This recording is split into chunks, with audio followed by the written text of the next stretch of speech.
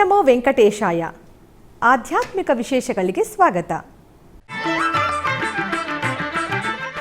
ಜಗತ್ತನ್ನು ಆಳುವ ಶ್ರೀರಂಗನಾಥ ಸ್ವಾಮಿಯವರನ್ನು ತನ್ನ ಪಾಶುರ ಗಾಯನದಿಂದ ಪ್ರಸನ್ನ ಮಾಡಿಕೊಂಡಿರುವ ಮಹಾಭಕ್ತೆ ಶ್ರೀ ಗೋದಾದೇವಿ. ಪ್ರತಿನಿತ್ಯವೂ ಶ್ರೀ ವೆಂಕಟೇಶ್ವರ ಸ್ವಾಮಿಗೆ ಸುಪ್ರಭಾತದೊಂದಿಗೆ ನಿದ್ರೆಯಿಂದ ಎಚ್ಚರಿಸುವುದು ವಾಡಿಕೆ. ಆದರೆ ಧನುರ್ಮಾಸದಲ್ಲಿ ತಿರುಪ್ಪಾವೈ ಪಾಶುರದಿಂದ ಸ್ವಾಮಿಯವರನ್ನು ನಿದ್ರೆಯಿಂದ ಎಚ್ಚರಗೊಳಿಸುತ್ತಾ ಈ ಕ್ರಮದಲ್ಲಿ ಧನುರ್ಮಾಸದ ಪಾಶುರವನ್ನು ಶ್ರದ್ಧಾಭಕ್ತಿಯಿಂದ ಶ್ರವಣಿಸೋಣ. ಶ್ರೀಮತೆ ರಾಮಾನುಜಾಯ ನಮಃ. 13ನೇ ದಿನದ ಪಾಸುರ. புள்ளின்வாய் கீண்டானை பொல்லா அரக்கனை கிள்ளி கலந்தானை கீர்த்திமை பாடி போய் பிள்ளைகள் எல்லாரும் பாவைகள் புக்கார் வெள்ளி எழுந்து வியாழம் உறங்கிற்று புள்ளம் சிலும்பின காண் போதறி கண்டினாய் குள்ள குளிர குடைந்து நீராடாதே பள்ளி கிடத்தியோ பாவாய் நீ நன்னாளாள் கள்ளம் தவிர்ந்து கலல் தேலோர் ಎಂಬಾವಾಯ್ ಆಂಡಾಳ್ ತಿರುವಡಿಗಳೇ ಶರಣಂ. ಬೆಂಗಳೂರಿನ ವೈಯಾಲಿ ಕಾವಲ್ನಲ್ಲಿರುವ ಟಿಟಿಡಿ ಅನುಬಂಧ ಆಲಯವಾದ ಶ್ರೀನಿವಾಸನ ದೇವಸ್ಥಾನದಲ್ಲಿ ಕಲ್ಯಾಣ ಮಹೋತ್ಸವವನ್ನು ಆಚರಿಸಲಾಯಿತು. ತಿರುಮಲ ತಿರುಪತಿ ದೇವಸ್ಥಾನದ ಅನುಬಂಧ ಆಲಯವಾದ ಈ ಆಲಯದಲ್ಲಿ ಪ್ರತಿ ಶನಿವಾರ ಹಾಗೂ ಭಾನುವಾರಗಳಲ್ಲಿ ಕಲ್ಯಾಣೋತ್ಸವವನ್ನು ನಿರ್ವಹಿಸಲಾಗುತ್ತದೆ. ಇದರ ಅಂಗವಾಗಿ ದೇವಾಲಯದ ಆವರಣದಲ್ಲಿ ಏರ್ಪಾಟು ಮಾಡಲಾಗಿದ್ದ ಕಲ್ಯಾಣ ವೇದಿಕೆಯಲ್ಲಿ ಶ್ರೀದೇವಿ ಭೂದೇವಿ ಸಮೇತ ಶ್ರೀನಿವಾಸನನ್ನು ರೇಷ್ಮೆ ವಸ್ತ್ರ, ಸಕಲಾಭರಣಗಳು, ಪರಿಮಳಭರಿತ ಹೂಮಾಲೆಗಳಿಂದ ಶೋಭಾಯಮಾನವಾಗಿ ಅಲಂಕರಿಸಿ ಆಸೀನಗೊಳಿಸಿ ನಂತರ ವಿಶ್ವಕ್ಸೇನ ಆರಾಧನೆ, ಪುಣ್ಯಾಹವಾಚನ, ಕಂಕಣಧಾರಣೆ, ಮಾಂಗಲ್ಯ ಪೂಜೆಗಳನ್ನು ನೆರವೇರಿಸಿ ವೇದ ಮಂತ್ರಗಳು, ಮಂಗಳ ವಾದ್ಯಗಳೊಂದಿಗೆ ಆಗಮೋಕ್ತ ವಿಧಿಯಂತೆ ಕಲ್ಯಾಣವನ್ನು ನಡೆಸಿದರು. ಭಕ್ತರು ಶ್ರೀನಿವಾಸ ಕಲ್ಯಾಣವನ್ನು ವೀಕ್ಷಿಸಿ ವೈಕುಂಠಪತಿಯ ಅನುಗ್ರಹ ಪಡೆದರು.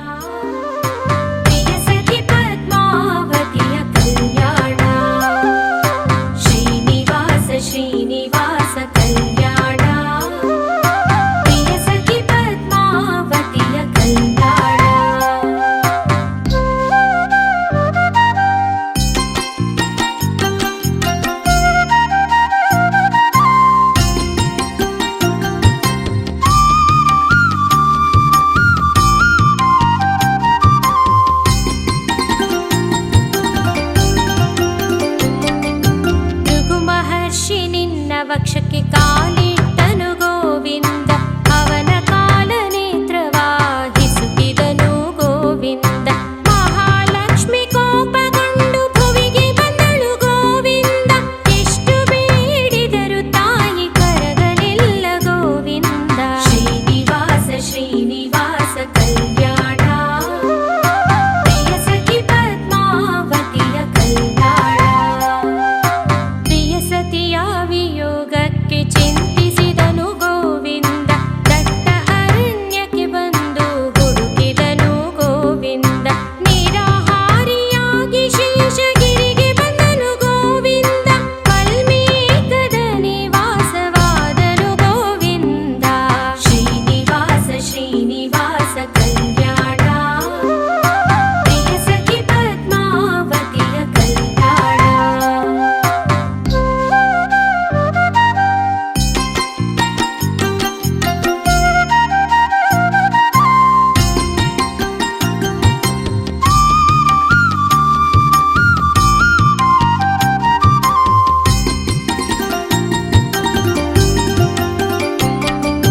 ಬ್ರಹ್ಮರುದ್ರರು ಇವನ ಕಾಣಲು ಬಂದರು ಗೋವಿಂದ, ಬ್ರಹ್ಮನು ಗೋವಿನ ರೂಪ ತಾಳಿದನು ಗೋವಿಂದ. ಗೋವಿನ ತರುವಾಗಿ ಬಂದ ರುದ್ರ ಗೋವಿಂದ, ಅವುಗಳನ್ನು ಚೋಳಪತಿಗೆ ಮಾರಿದರು ಗೋವಿಂದ. ಶ್ರೀನಿವಾಸ ಶ್ರೀನಿವಾಸ ಕಲ್ಯಾಣ, ಪ್ರಿಯ ಸಖಿ ಪದ್ಮಾವತಿಯ ಕಲ್ಯಾಣ. ಗೋಮಾತೆ ವಲ್ಮೀಕವ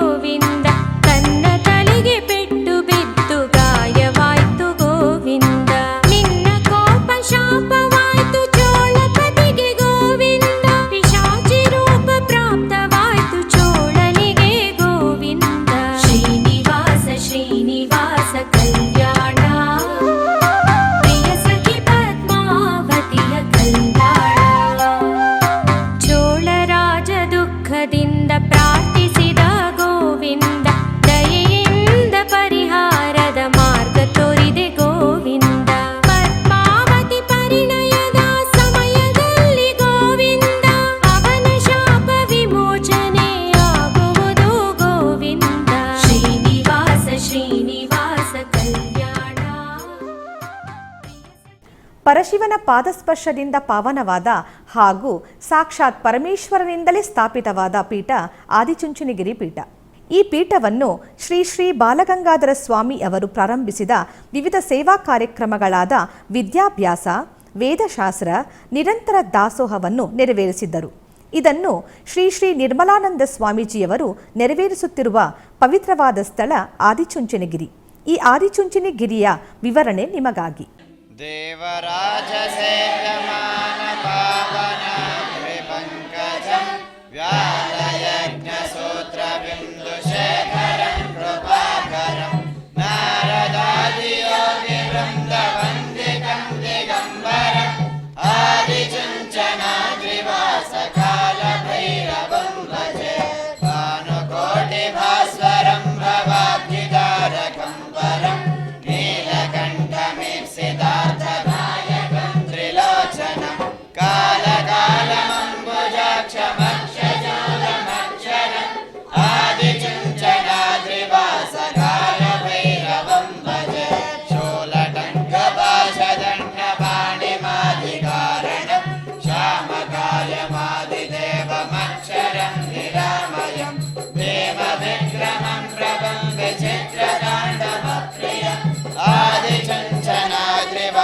ಕಾಲ ಭೈರವಂ ಭಜೆ. ಶ್ರೀಗಿರಿ ತಪೋವನ ವಿಶೇಷವಾಗಿ ಅನೇಕ ವಿದ್ಯಾರ್ಥಿಗಳು ಪ್ರಥಮದಿಂದ ಪ್ರಾರಂಭಿಸಿ ವಿದ್ವತ್ ತರಗತಿಯವರೆಗೂ ಕೂಡ ಸಾಮಾನ್ಯವಾಗಿ ಒಂದು 300 ವಿದ್ಯಾರ್ಥಿಗಳು ಇಲ್ಲಿ ಅಧ್ಯಯನವನ್ನು ಮಾಡ್ತಾ ಇದ್ದಾರೆ. ಹಾಗೆ ಈ ಅಧ್ಯಯನದ ಪರಂಪರೆ ಶ್ರೀಗಳ ಒಂದು ಅನುಗ್ರಹದಿಂದ ಸಾಗಿದೆ. ಸಂಸ್ಕೃತಿ ಸಂಸ್ಕೃತಾಶ್ರಿತ ಎನ್ನುವಂತಹ ಏನು ಮಾತಿದೆಯೋ ಅದರಂತೆ ಇಲ್ಲಿ ಸಂಸ್ಕೃತಿ ಹಾಗೂ ಸಂಸ್ಕೃತದ ಅಧ್ಯಯನ ವಿಶೇಷವಾಗಿ ನಡೀತಿದೆ.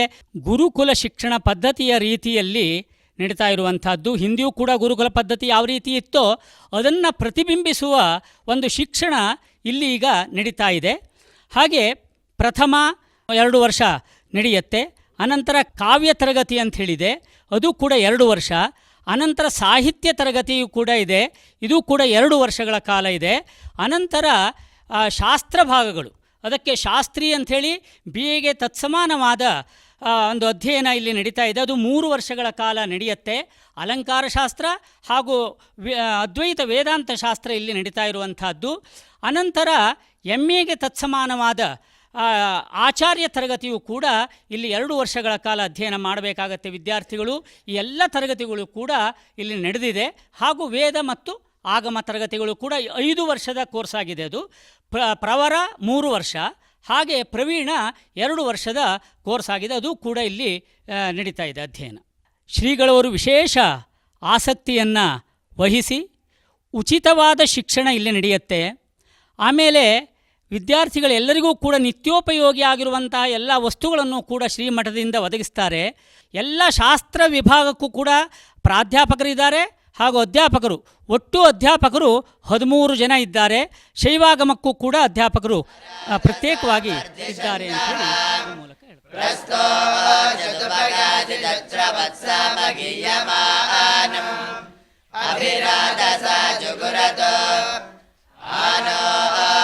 ದಕ್ಷಿಣೇನಾಭಿಸವ್ಯೇನ ಪ್ರಮ್ರಜ ಇಂದ್ರಮಾನೋ ವಸೋ ನಿರ್ಭಾಗ ಉಪಕ್ರಮಸ್ವ ಭರದೃಶತ ದೃಷ್ಟೋ ಜನಾನ ಅದಾಶುಶ್ಚರಸ್ಯ ವೇದಃ ಇಂದ್ರಯವನುತೆ ಅಸ್ತಿ ವಾಜೋ ವಿಪ್ರೇಭಿಃ ಸನಿತ್ವಃ ಅಸ್ಮಾಭಿಃ ಸುದಂ ಸನುಹಿ ಸದ್ಯೋ ಜುವಸ್ತೆ ವಾಜಾ ಅಸ್ಮಭ್ಯಂ ವಿಶ್ವಶ್ಚಂದ್ರಾಃ ವಜೇ ಚಮಕ್ಷೋದರಂ ತೇ ಗಣಾನಾಂ ತ್ವಾ ಗಣಪತಿಂ ಹವಾಮಹೇ ಕವಿಂ ಕವೀನಾಮುಪಮಶ್ರವಸ್ತಮಂ ಜ್ಯೇಷ್ಠರಾಜಂ ಬ್ರಹ್ಮಣಾಂ ಬ್ರಹ್ಮಣಸ್ಪತಃ ಶೃಣ್ವನ್ನೋತಿಭಿಸ್ಸೇದ ಸಾದನಂ ನಿಜಸೇದ ಗಣಪತೆ ಗಣೇಶ ತ್ವಾಮಾಹುರ್ವೆ ಪ್ರಥಮಂ ಕವೀನಾಂ ನರುತೆ ತತ್ಕ್ರಿಯತೆ ಕಿಂಚನಾರೆ ಮಹಾಮರ್ಕಂ ಭಗವನ್ ಚಿತ್ರಮರ್ಚ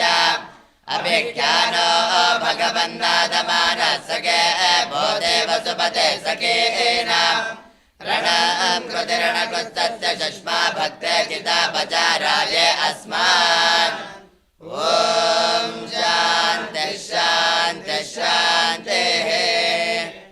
ತಿರುಮಲ ತಿರುಪತಿ ದೇವಸ್ಥಾನವು ಇಂದಿನ ಸಮಾಜದಲ್ಲಿ ಆಧ್ಯಾತ್ಮಿಕ ಪ್ರಜ್ಞೆಯನ್ನು, ಧಾರ್ಮಿಕ ಒಲವನ್ನು ಬೆಳೆಸುವ ನಿಟ್ಟಿನಲ್ಲಿ ಅನೇಕ ಉತ್ತಮವಾದ ಹಲವಾರು ಕಾರ್ಯಕ್ರಮಗಳನ್ನು ನಿರಂತರವಾಗಿ ಆಯೋಜಿಸುತ್ತಿದೆ. ಇದರ ಅಂಗವಾಗಿ ಪ್ರತಿನಿತ್ಯ ತಿರುಮಲ ನಾದ ನೀರಾಜನಂ ವೇದಿಕೆಯಲ್ಲಿ ವಿವಿಧ ಪುರಾಣಗಳು, ಇತಿಹಾಸ ಪಾರಾಯಣಗಳು ಭಕ್ತಿರಸಭರಿತವಾಗಿ ಜರುಗುತ್ತಿದೆ. ಈ ಕ್ರಮದಲ್ಲಿ ಪವಿತ್ರ ಧನುರ್ಮಾಸವನ್ನು ಪುರಸ್ಕರಿಸಿ ನಾದ ನೀರಾಜನಂ ವೇದಿಕೆಯಲ್ಲಿ ತಿರುಪ್ಪಾವೈ ಪ್ರವಚನಾಮೃತವು ಶ್ರವಣಾನಂದಕರವಾಗಿ ಜರುಗುತ್ತಿದೆ. ಟಿಟಿಡಿ ಪರಿಚಾರಕ ಕೆಇ ಲಕ್ಷ್ಮೀ ನರಸಿಂಹರವರು ಆಂಡಾಳ್ ವಿರಚಿತ ತಿರುಪ್ಪಾವೈ ಪಾಶುರದ ವಿಶೇಷತೆಯನ್ನು ವಿವರಿಸಿದರು. ಟಿಟಿಡಿ ಆಧ್ವರ್ಯದಲ್ಲಿ ಎಲ್ಲ ಅನುಬಂಧ ಆಲಯಗಳಲ್ಲಿ ಅನ್ನಪ್ರಸಾದ ನೆರವೇರಿಸಬೇಕೆಂಬ ಸಂಕಲ್ಪವನ್ನು ಟಿಟಿಡಿ ಚೇರ್ಮನ್ ಹಾಗೂ ಇಒರವರು ನಿರ್ಧರಿಸಿದರು. ಈ ಪ್ರಯುಕ್ತ ಬೆಂಗಳೂರು ವೈಯಾಲಿ ಕಾವಲ್ ಟಿಟಿಡಿ ಅನುಬಂಧ ಆಲಯವಾದ ಶ್ರೀ ವೆಂಕಟೇಶ್ವರ ಸ್ವಾಮಿ ಆಲಯದಲ್ಲಿ ಪ್ರತಿದಿನ ಅನ್ನ ಸಂತರ್ಪಣೆ ನೆರವೇರುತ್ತಿದೆ. ಸಪ್ತಗಿರಿ ವಾಸನನ್ನು ದರ್ಶಿಸಲು ಬರುವ ಭಕ್ತರು ಸ್ವಾಮಿಯನ್ನು ದರ್ಶಿಸಿ ಕಲ್ಯಾಣ ಚಕ್ರವರ್ತಿಯ ಪ್ರಸಾದವನ್ನು ಸ್ವೀಕರಿಸಿ ಶ್ರೀಮನ್ನಾರಾಯಣ ಕೃಪೆಗೆ ಪಾತ್ರರಾಗುತ್ತಿದ್ದಾರೆ. ಭಕ್ತರು ತಮ್ಮ ಶುಭ ಕಾರ್ಯಗಳಾದ ಜನ್ಮದಿನ, ಮದುವೆ ವಾರ್ಷಿಕೋತ್ಸವ, ಷಷ್ಠಿಪೂರ್ತಿ ಇನ್ನು ಅನೇಕ ಶುಭ ಕಾರ್ಯಗಳಲ್ಲಿ ನಿತ್ಯ ನಿರ್ವಹಿಸಲಿರುವ ಅನ್ನದಾನಕ್ಕೆ ತಮ್ಮ ಉದಾರ ಮನಸ್ಸಿನಿಂದ ಅನ್ನಪ್ರಸಾದವನ್ನು ನೆರವೇರಿಸುವ ಇಚ್ಛೆ ಇದ್ದವರು ಬೆಂಗಳೂರಿನ ಟಿಟಿಡಿ ಆಲಯದ ಪ್ರಧಾನ ಕಚೇರಿಗೆ ಸಂಪರ್ಕಿಸಬೇಕಾಗಿ ವಿನಂತಿ.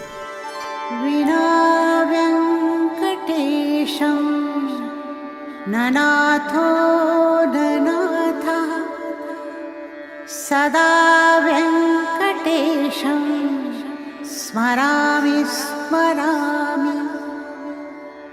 ಹರೇ ವೆಂಕಟೇಶ ಪ್ರಸೀದ ಪ್ರಸೀದ. ಪ್ರಿಯಂ ವೆಂಕಟೇಶ ಪ್ರಯಚ್ಛ ಪ್ರಯಚ್ಛ.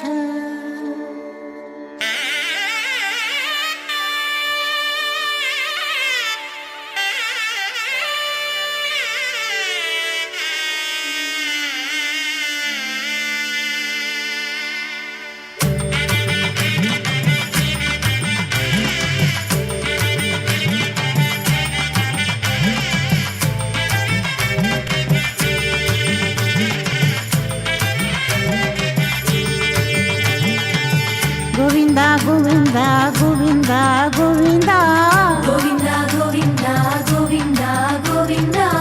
ಕಲ್ಯಾಣ ವೆಂಕಟೇಶ್ವರ ಗೋವಿಂದ ಗೋವಿಂದ ಗೋವಿಂದ.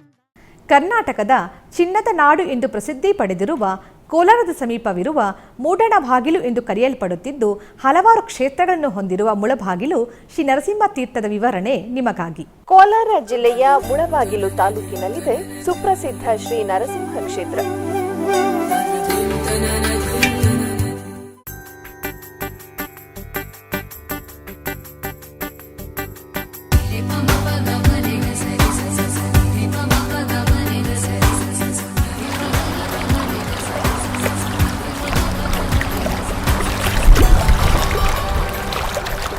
ಶ್ರೀ ನರಸಿಂಹ ತೀರ್ಥವೆಂದು ಪ್ರಸಿದ್ಧಿಯಾಗಿರುವ ಈ ಕ್ಷೇತ್ರದಲ್ಲಿ ದ್ವೈತ ಸಿದ್ಧಾಂತದ ಪ್ರತಿಪಾದಕರಾದ ಮಧ್ವಾಚಾರ್ಯರ ಅನುಯಾಯಿಗಳಾಗಿ ಮಾಧ್ವ ಯತಿಗಳಲ್ಲಿ ಪ್ರಮುಖರಾದ ಶ್ರೀಪಾದರಾಜ ಗುರು ಸಾರ್ವಭೌಮರ ಮೂಲ ಬೃಂದಾವನವಿದೆ.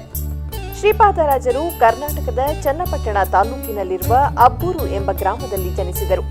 ಇವರ ಪೂರ್ವಾಶ್ರಮದ ಹೆಸರು ಶ್ರೀ ಲಕ್ಷ್ಮೀನಾರಾಯಣ. ನಂತರ ಸನ್ಯಾಸ ದೀಕ್ಷೆಯನ್ನು ಸ್ವೀಕರಿಸಿ ಶ್ರೀಪಾದರಾಜರು ಎಂದು ಖ್ಯಾತಿ ಹೊಂದಿದರು. ನಂತರದಲ್ಲಿ ಅವರು ತಿರುಮಲ, ಶ್ರೀರಂಗಂ, ಕಂಚಿ ಅಂತಹ ಇನ್ನೆಷ್ಟು ದಿವ್ಯ ಕ್ಷೇತ್ರಗಳಲ್ಲಿ ಸಂಚರಿಸಿ ಕಡೆಗೆ ಇಂದಿನ ಬೆಂಗಳೂರು ತಿರುಪತಿ ರಾಷ್ಟ್ರೀಯ ಹೆದ್ದಾರಿ ಮಾರ್ಗದಲ್ಲಿರುವ ಮುಳಬಾಗಿಲಿನ ಈ ನರಸಿಂಹ ತೀರ್ಥ ಕ್ಷೇತ್ರದಲ್ಲಿ ನೆಲೆಸುತ್ತಾರೆ.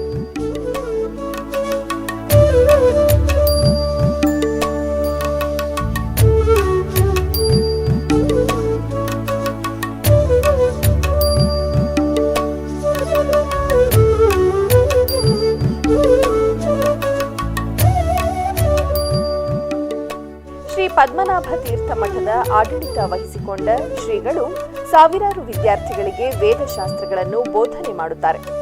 ನಂತರ ಅದು ಶ್ರೀಪಾದರಾಜ ಮಠ ಎಂದು ಪ್ರಸಿದ್ಧಿಯಾಗುತ್ತದೆ. ಶ್ರೀ ನರಸಿಂಹ ತೀರ್ಥವೆಂದು ಕರೆಯಲ್ಪಡುವ ಈ ಸ್ಥಳದಲ್ಲಿ ಶ್ರೀ ಅಕ್ಷೋಭ್ಯ ತೀರ್ಥರು ಅಂಗಾರದಲ್ಲಿ ಬರೆದ ಶ್ರೀ ಯೋಗ ನರಸಿಂಹಸ್ವಾಮಿಯನ್ನು ಸ್ವಯಂ ವ್ಯಕ್ತವಾಗುವಂತೆ ಶ್ರೀಪಾದರಾಜರು ಅರ್ಚಿಸಿ ಆರಾಧಿಸಿರುತ್ತಾರೆ. ಇಲ್ಲಿನ ನರಸಿಂಹ ತೀರ್ಥದ ವಿಶೇಷತೆ ಏನೆಂದರೆ, ಒಮ್ಮೆ ಶ್ರೀಪಾದರಾಜರು ಗಂಗಾ ಸ್ನಾನವನ್ನು ಆಚರಿಸಬೇಕೆಂದು ಬಯಸಿದ್ದರು. ಆದರೆ ವೃದ್ಧಾಪ್ಯದ ಕಾರಣದಿಂದಾಗಿ ಪ್ರಯಾಣ ನಡೆಸಲು ಸಾಧ್ಯವಾಗಲಿಲ್ಲ. ಅದರಿಂದಾಗಿ ಶ್ರೀಪಾದರಾಜರ ಪ್ರಾರ್ಥನೆಯ ಮೇರೆಗೆ ಗಂಗಾ ಮಾತೆಯು ಸಾಕ್ಷಾತ್ಕರಿಸಿ ಮುಳಬಾಗಿಲಿನ ನರಸಿಂಹ ತೀರ್ಥದಲ್ಲಿ ನೆಲೆಸುವುದಾಗಿ ತಿಳಿಸುತ್ತಾಳೆ. ಅಲ್ಲಿಂದೀಚೆಗೆ ಈ ನರಸಿಂಹ ತೀರ್ಥದಲ್ಲಿ ಪುಣ್ಯ ಸ್ನಾನವನ್ನಾಚರಿಸಿದರೆ ಅದು ಗಂಗಾ ಸ್ನಾನಕ್ಕೆ ಸಮಾನ ಎಂದು ಭಕ್ತರು ನಂಬುತ್ತಾರೆ. ಶ್ರೀಪಾದರಾಜರ ಶಿಷ್ಯರಾದ ಶ್ರೀ ವ್ಯಾಸರಾಯರೂ ಸಹ ಇಲ್ಲಿಯೇ ವೇದಾಂತಗಳನ್ನು ಅಭ್ಯಾಸ ಮಾಡಿ ಮಠ ಪರಂಪರೆಯೊಂದನ್ನು ಆರಂಭಿಸಿದವರಾಗಿದ್ದು, ಅವರು ಅಭ್ಯಾಸ ಮಾಡುತ್ತಿದ್ದ ಗುಹೆಯನ್ನು ಶ್ರೀಪಾದರಾಜ ಮಠದ ಪರಿಸರದಲ್ಲಿ ಕಾಣಬಹುದು. ಶ್ರೀಪಾದರಾಜರ ಮೂಲ ಬೃಂದಾವನದ ಬಳಿ ಇರುವ ಶ್ರೀ ಆಂಜನೇಯ ಸ್ವಾಮಿಯ ಮೂರ್ತಿಯನ್ನು ಶ್ರೀ ವ್ಯಾಸರಾಜರು ಪ್ರತಿಷ್ಠಾಪಿಸಿದ್ದಾರೆ. ವಿಜಯನಗರ ಸಾಮ್ರಾಜ್ಯವನ್ನಾಳಿದ ಸಾಳ್ವ ನರಸಿಂಹನು ಶ್ರೀಪಾದರನ್ನು ಸಿಂಹಾಸನದಲ್ಲಿ ಕುಳ್ಳಿರಿಸಿ ಸಂಭ್ರಮಿಸಿದ ಐತಿಹ್ಯವು ಜನಜನಿತವಾಗಿದೆ. ಧ್ರುವಾಂಶ ಸಂಭೂತರಾದ ಶ್ರೀಪಾದರಾಜರು ಅನೇಕ ಕನ್ನಡ ಶ್ಲೋಕಗಳನ್ನು ರಚಿಸಿದ್ದಾರೆ.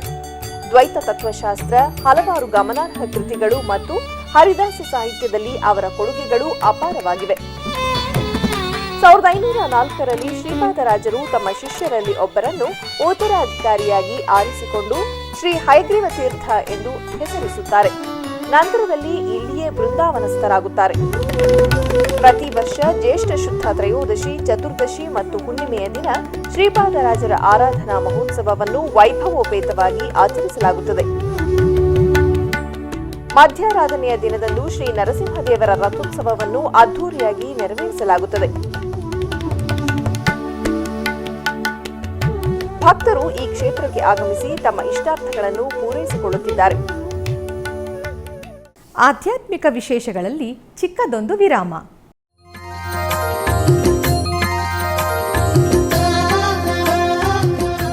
ಬೆಂಗಳೂರಿನ ವೈಯಾಲಿ ಕಾವಲ್ನಲ್ಲಿರುವ ಟಿಟಿಡಿ ಅನುಬಂಧ ಆಲಯವಾದ ಶ್ರೀ ವೆಂಕಟೇಶ್ವರ ಸ್ವಾಮಿ ದೇವಾಲಯದಲ್ಲಿ ನಿತ್ಯ ಕಲ್ಯಾಣ ಚಕ್ರವರ್ತಿಗೆ ಕಲ್ಯಾಣೋತ್ಸವ.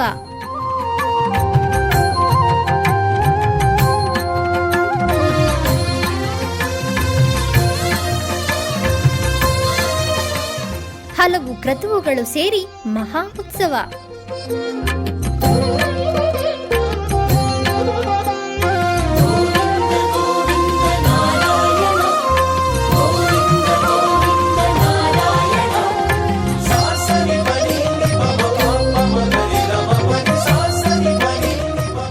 ಶ್ರೀದೇವಿ ಭೂದೇವಿ ಸಮೇತನಾದ ಆನಂದ ನಿಲಯನಿಗೆ ವೈಖಾನಸ ಆಗಮೋಕ್ತವಾಗಿ ಕಲ್ಯಾಣ.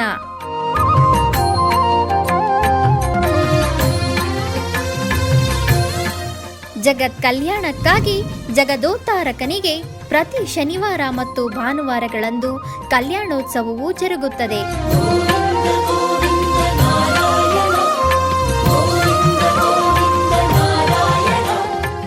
ಹೆಚ್ಚಿನ ಮಾಹಿತಿಗಾಗಿ ವೈಯಾಲಿ ಕಾವಲ್ ಟಿಟಿಡಿ ಇನ್ಫಾರ್ಮೇಶನ್ ಸೆಂಟರ್ ಅನ್ನು ಸಂಪರ್ಕಿಸಿ.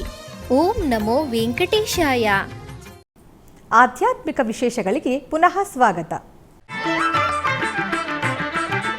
ಬೆಂಗಳೂರಿನ ವೈಯಾಲಿ ಕಾವಲ್ನಲ್ಲಿರುವ ಟಿಟಿಡಿ ಅನುಬಂಧ ಆಲಯವಾದ ಶ್ರೀ ವೆಂಕಟೇಶ್ವರ ಸ್ವಾಮಿ ದೇವಾಲಯದಲ್ಲಿ 2025ನೇ ಹೊಸ ವರ್ಷದ ಕ್ಯಾಲೆಂಡರುಗಳು ಮತ್ತು ಡೈರಿಗಳು ದೊರಕುತ್ತಿವೆ. ಈ ಕ್ಯಾಲೆಂಡರ್ಗಳು ವಿವಿಧ ರೀತಿಯಲ್ಲಿವೆ.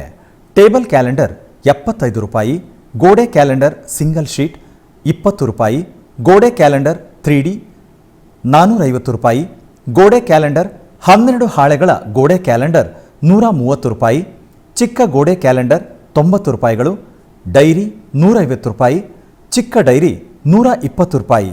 ಭಕ್ತರು ಆಲಯದ ಆವರಣದಲ್ಲಿರುವ ಕೌಂಟರ್ನಲ್ಲಿ ಹಣವನ್ನು ಪಾವತಿಸಿ ಕ್ಯಾಲೆಂಡರ್ ಡೈರಿಯನ್ನು ಪಡೆದು ಶ್ರೀ ಶ್ರೀನಿವಾಸನ ಕೃಪಾ ಕಟಾಕ್ಷ ಪಡೆಯಬೇಕಾಗಿ ವಿನಂತಿ. ಬೆಂಗಳೂರಿನ ಕೆಆರ್ ಪುರಂನಲ್ಲಿರುವ ಅತಿ ಪುರಾತನವಾದ ಆಲಯ ಲಕ್ಷ್ಮೀನಾರಾಯಣ ಸ್ವಾಮಿ ಆಲಯ. ಈ ಆಲಯದ ವಿಶೇಷತೆ ನಿಮಗಾಗಿ.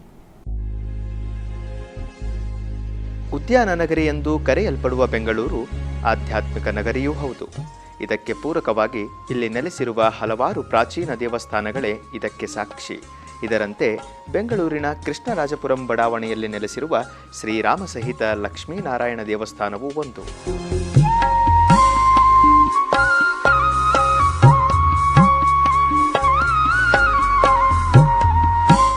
ಸುಮಾರು 700 ವರ್ಷಗಳ ಇತಿಹಾಸ ಹೊಂದಿರುವ ಈ ದೇವಸ್ಥಾನದಲ್ಲಿ ದೇವತಾ ಸನ್ನಿಧಾನವಿರುವುದಂತೂ ನಿಜ. ಸುಮಾರು 2 ಎಕರೆಗಳಷ್ಟು ವಿಶಾಲವಾದ ದೇವಸ್ಥಾನದ ಆಲಯವು ಹಲವಾರು ಪರಿವಾರ ದೇವತೆಗಳಿಂದ ಕಂಗೊಳಿಸುತ್ತಿದೆ.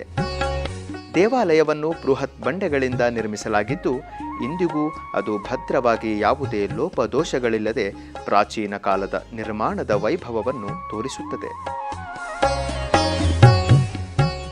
ಇಲ್ಲಿ ಶ್ರೀರಾಮನು ತನ್ನ ಪರಿವಾರದೊಡನೆ ನೆಲೆಸಿದ್ದಾನೆ ಹಾಗೂ ಶ್ರೀ ಲಕ್ಷ್ಮೀನಾರಾಯಣ, ಶ್ರೀ ಆಂಜನೇಯ ಹಾಗೂ ಸೌಭಾಗ್ಯಪ್ರದಾಯಿನಿಯಾದ ಶ್ರೀ ಮಹಾಲಕ್ಷ್ಮಿಯು ಇಲ್ಲಿ ನೆಲೆಸಿದ್ದಾಳೆ. ನಿತ್ಯ ಕಲ್ಯಾಣ ಚಕ್ರವರ್ತಿಯಾದ ಶ್ರೀರಾಮ ಹಾಗೂ ನಾರಾಯಣನಿಗೆ ನಿತ್ಯ ಪೂಜೆಯು ಅತ್ಯಂತ ಶ್ರದ್ಧಾಭಕ್ತಿಯಿಂದ ನಡೆಯುತ್ತದೆ. ಈ ದೇವಾಲಯದಲ್ಲಿ ವರ್ಷದ ಎಲ್ಲ ಮಾಸಗಳಲ್ಲಿಯೂ ವಿಶೇಷ ಪೂಜೆ ಹಾಗೂ ಉತ್ಸವಾದಿಗಳನ್ನು ಪಾರಂಪರಿಕವಾಗಿ ಆಚರಿಸಿಕೊಂಡು ಬರಲಾಗುತ್ತಿದೆ. ಅದರಲ್ಲೂ ಶ್ರೀರಾಮನವಮಿ ಮತ್ತು ನವರಾತ್ರಿ ಉತ್ಸವಗಳನ್ನು ಅತ್ಯಂತ ವೈಭವದಿಂದ ನೆರವೇರಿಸಲಾಗುತ್ತದೆ. ಈ ದೇವಾಲಯವನ್ನು ಸ್ಥಳೀಯ ಭಕ್ತರ ಹಾಗೂ ಸರ್ಕಾರದ ಸಹಕಾರದಿಂದ ನವೀಕರಿಸಿ ಇಂದಿಗೂ ಪೋಷಿಸಲಾಗುತ್ತಿದೆ. ಇಂತಹ ಮಹಿಮಾನ್ವಿತ ಕ್ಷೇತ್ರದ ದರ್ಶನ ಪಡೆಯುತ್ತಾ ಶ್ರೀರಾಮಚಂದ್ರನ ಹಾಗೂ ಲಕ್ಷ್ಮೀನಾರಾಯಣನ ಅನುಗ್ರಹವನ್ನು ಪಡೆಯೋಣ. ಕೇಶವಂ ರಾಮನಾರಾಯಣಂ ಕೃಷ್ಣ ದಾಮೋದರಂ ವಾಸುದೇವಂ. ತಿರುಮಲ ಶ್ರೀನಿವಾಸನನ್ನು ದರ್ಶಿಸಲು ಬರುವ 60 ವರ್ಷದ ಮೇಲ್ಪಟ್ಟ ಭಕ್ತರಿಗೆ ಟಿಟಿಡಿಯು ವಿಶೇಷ ಸೂಚನೆ ನೀಡಿದೆ. ಕಲಿಯುಗ ಪ್ರತ್ಯಕ್ಷ ದೈವ ಶ್ರೀನಿವಾಸನನ್ನು ದರ್ಶಿಸಲು ದೇಶ ವಿದೇಶಗಳಿಂದ ಅಸಂಖ್ಯಾತ ಭಕ್ತರು ತಿರುಮಲಕ್ಕೆ ಬರುತ್ತಿದ್ದಾರೆ. ಈ ಪ್ರಯುಕ್ತ ತಮ್ಮ ಕಷ್ಟಗಳನ್ನು ಈಡೇರಿಸುವ ಭಗವಂತನಿಗೆ ನಮಸ್ಕರಿಸಿ ತಮ್ಮ ಕಷ್ಟಗಳನ್ನು ನಿವಾರಿಸು ಎಂದು ಬೇಡಿಕೊಳ್ಳುವರು. ಸ್ವಾಮಿಯ ಅನುಗ್ರಹದಿಂದ ಅವರ ಕೋರಿಕೆಗಳು ಈಡೇರಿದ ಮೇಲೆ ಅನೇಕ ವಿಧಗಳಲ್ಲಿ ತಮ್ಮ ಹರಕೆಗಳನ್ನು ಪೂರ್ಣಗೊಳಿಸುವರು. ಭಕ್ತರು ತಮ್ಮ ಹರಕೆಯ ಪ್ರಕಾರ ಸ್ವಾಮಿಯವರನ್ನು ಕಾಲ್ನಡಿಗೆ ಮಾರ್ಗದಲ್ಲಿ ಬಂದು ದರ್ಶಿಸಿ ಪುನೀತರಾಗುತ್ತಿದ್ದಾರೆ. ಈ ಕ್ರಮದ ಅಂಗವಾಗಿ ಇದಕ್ಕೂ ಮುನ್ನ ಕೆಲವರು ಶ್ರೀವಾರಿ ಭಕ್ತರು ತಮ್ಮ ಆರೋಗ್ಯದ ಜಾಗ್ರತೆಗಳನ್ನು ವಹಿಸದೆ ನಡೆದು 7 ಬೆಟ್ಟಗಳನ್ನು ಕಾಲ್ನಡಿಗೆಯಲ್ಲಿ ಹತ್ತಿ ತಿರುಮಲಕ್ಕೆ ತೆರಳುವ ಪ್ರಕ್ರಿಯೆಯಲ್ಲಿ ಕೆಲವು ಸಮಸ್ಯೆಗಳನ್ನು ಎದುರಿಸುತ್ತಿದ್ದಾರೆ.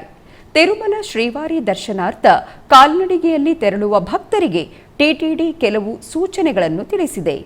60 ವರ್ಷ ತುಂಬಿರುವ ಭಕ್ತರು, ಆರೋಗ್ಯ ಸಮಸ್ಯೆ ಇರುವ ಭಕ್ತರು, ಸಕ್ಕರೆ ಕಾಯಿಲೆ, ರಕ್ತದೊತ್ತಡ, ಮೂರ್ಛೆ ರೋಗ, ಸಂಧಿವಾತ ಮುಂತಾದ ಆರೋಗ್ಯ ಸಮಸ್ಯೆ ಇರುವವರು ಕಾಲ್ನಡಿಗೆ ಮಾರ್ಗವನ್ನು ಅನುಸರಿಸಬಾರದು.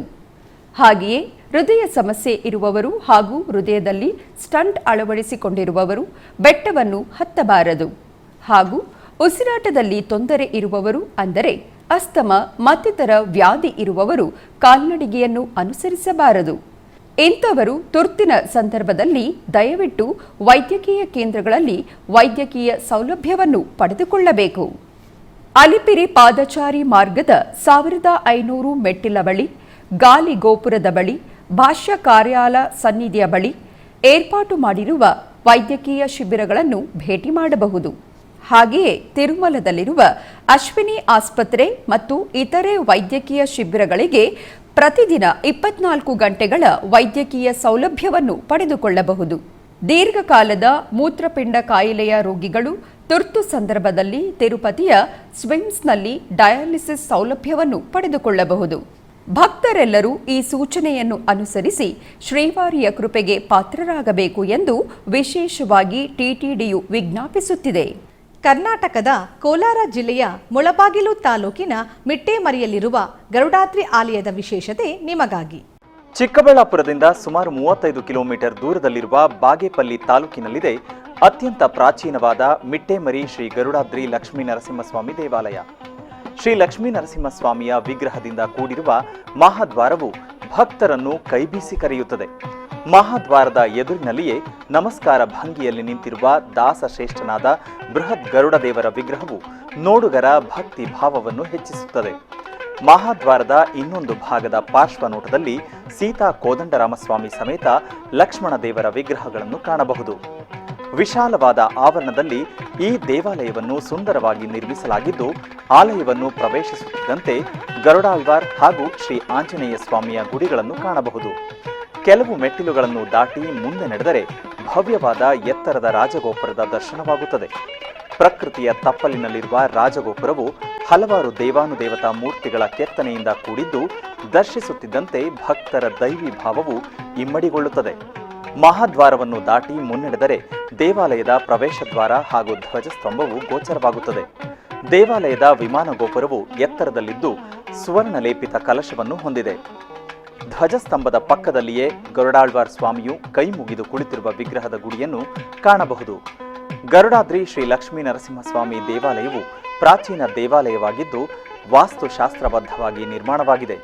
ಗಂಗರ ಕಾಲದಲ್ಲಿ ಈ ದೇವಾಲಯವು ಬೆಳಕಿಗೆ ಬಂದರೂ ಸಹ ಹೊಯ್ಸಳರ ಕಾಲದಲ್ಲಿ ದೇವಾಲಯವು ಪೂರ್ಣ ಪ್ರಮಾಣದಲ್ಲಿ ನಿರ್ಮಾಣವಾಗಿರುವುದರಿಂದ ಈ ದೇವಾಲಯವು ಹೊಯ್ಸಳರ ಶೈಲಿಯಲ್ಲಿದೆ.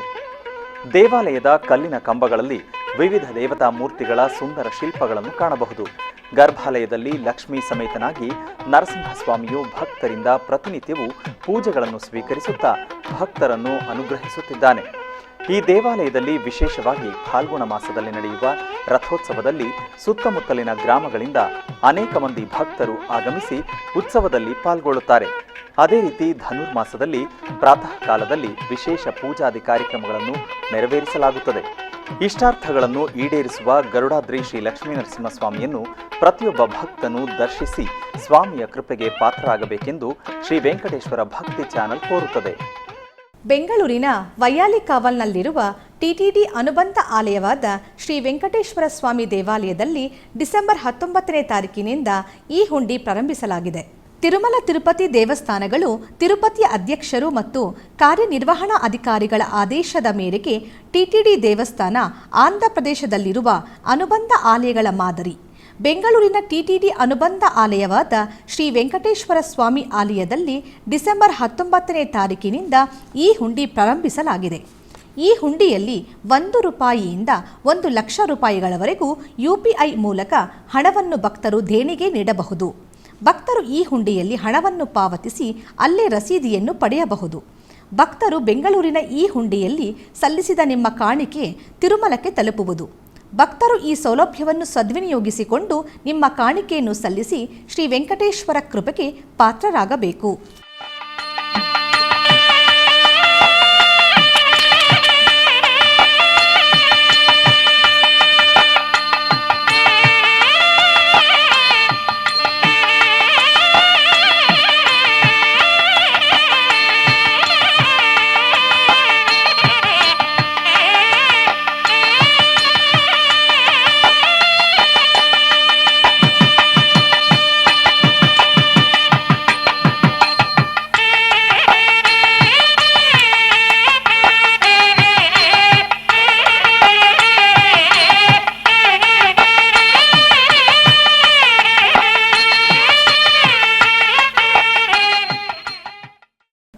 ಆಧ್ಯಾತ್ಮಿಕ ವಿಶೇಷಗಳು ಇಲ್ಲಿಗೆ ಮುಕ್ತಾಯಗೊಂಡವು.